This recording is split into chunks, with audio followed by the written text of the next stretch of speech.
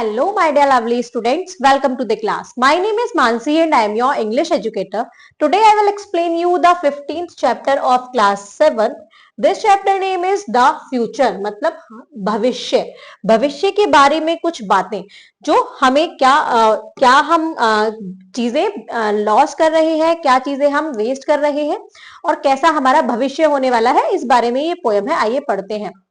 What does the future hold for us? Smoke-filled skies and poison car and broken land with useless dust and nature's beauty behind bars. मतलब what does the future hold for us? मतलब भविष्य ने हमारे लिए क्या बचाकर रखा है. Smoke-filled skies मतलब धुएं से भरा हुआ आकाश. पॉइजन कार्स मतलब जहरीली जहरीली गाड़ियां. Broken land with useless dust मतलब यूजलेस डस्ट होता है मतलब बिना काम की धूल से भरी हुई टूटी हुई जमीन. एंड नेचर्स ब्यूटी बिहाइंड पास मतलब जैसे कि सलाखों के पीछे हमारे नेचर की ब्यूटी क्या हो जाएगी, छुप जाएगी.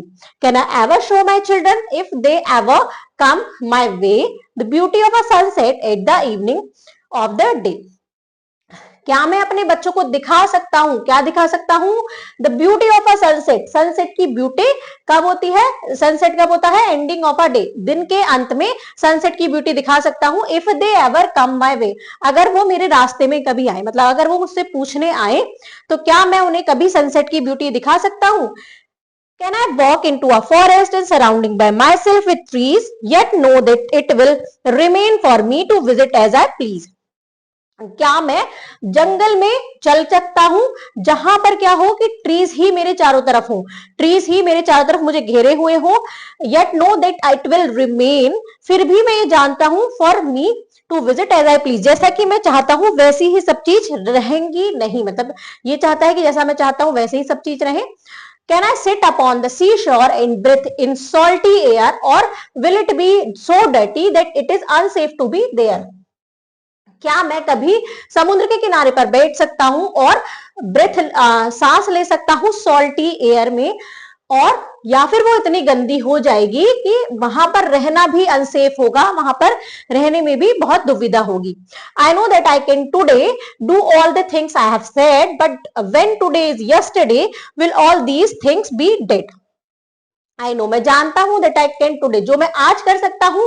Do all the things I will said जो चीजें मैंने कही है, बट मैं आज वो चीजें कर सकता हूं जो चीजें मैंने कही है. लेकिन but when today is yesterday लेकिन अब आज कल हो जाएगा तो ये सारी चीजें भी मर जाएंगी. This problem is enormous and as we gradually taken heed, so we must fix it quickly using words and thoughts and deeds. हमें पता है कि ये सारी चीजें खतरे में है तो हमें क्या करना पड़ेगा, इनको क्विकली फिक्स करना पड़ेगा. किससे? यूजिंग वर्ड्स शब्दों का, विचारों का और डीड्स का क्या करके, यूज करके इन सब चीजों को हमें सेव करना होगा. Write a letter, start a group, or do something that seems small, for whatever is done to aid the arts is fantastic for us all. Write a letter, एक पत्र लिखो. स्टार्ट अ ग्रुप, एक group start करो. और do something that seem small और ऐसी छोटी छोटी चीजें करो, मतलब ऐसी चीजें करो जो दिखने में छोटी हो. For whatever is done to aid the earth जो हमें हमारे लिए अर्थ को क्या बना सके, फंटेस्टिक बना सके, अच्छी बना सके. इस ऐसी चीजें हमें छोटे छोटे स्टेप्स उठाने हैं. इफ वी से व्हाट्स देयर बिफोर अस अगर हम उसे बचा सकते हैं जो हमसे पहले था, so it will be there when we go तो वो सब चीज तब भी रहेगी जब हम चले जाएंगे. Then we will leave a gift more precious than our kid will ever know तो हम अपने बच्चों के लिए ऐसी प्रीसियस चीजें छोड़ जाएंगे जो हमारे बच्चों ने कभी देखी ना हो. आइए पढ़ते हैं वर्ड ट्रीजर. स्मोक मतलब होता है fog with smoke. Please, once, wish, gradually, slowly, ending of the day, evening. Amorous मतलब होता है ह्यूज. आइए चलते हैं एक्सरसाइज पर. एक्सरसाइज का क्वेश्चन है from the lesson answer the following question. Is the poet scared of the future? Yes.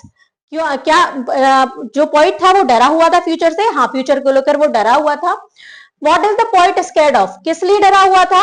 Because we lost our earth very soon.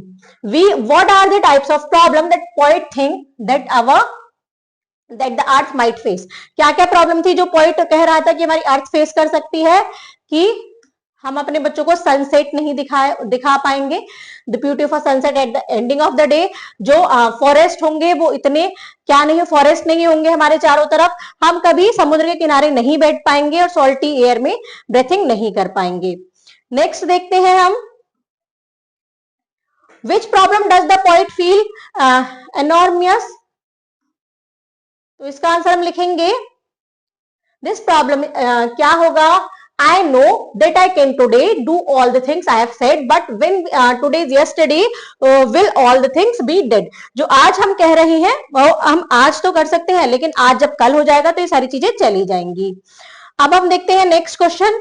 Next है हमारा, Why does the poet feel that we should write a letter? हमें letter क्यों लिखना चाहिए? For making a group and do small things for our earth.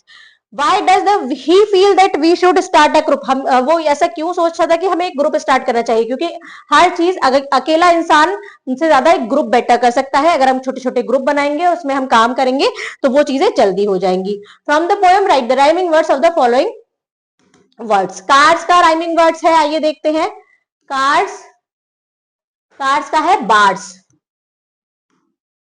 Next है हमारा वे का rhyming word है डे। अब हम देखते हैं नेक्स्ट ट्रीज। यहां ट्रीज का राइमिंग वर्ड है हमारे पास प्लीज। नेक्स्ट हम देखते हैं एयर। एयर का राइमिंग वर्ड है देयर। नेक्स्ट वर्ड है हमारा सेड। तो इसको हमें सब पोयम में से ही इनके हमें क्या निकालने हैं, राइमिंग वर्ड्स निकालने हैं। सेड का है डेड। नेक्स्ट है हीड। हीड का राइमिंग वर्ड है डीड्स। नेक्स्ट है स्मॉल। स्मॉल का राइमिंग वर्ड्स है all. The last one is go. Go का राइमिंग वर्ड है नो। तो इन सबको आप पोएम में से कंप्लीट करेंगे और यहाँ ब्लैंक्स में लिखेंगे। Fun with activity, pollution is in ever increasing demon that is eating up our environment. Pollution क्या है, ये दिन ब दिन बढ़ता जा रहा है और ये ही हमारे एनवायरमेंट को खराब करता जा रहा है। Prepare a poster on the topic pollution. आपको क्या करना है, एक पोस्टर बनाना है, टॉपिक होगा पॉल्यूशन। Thank you students.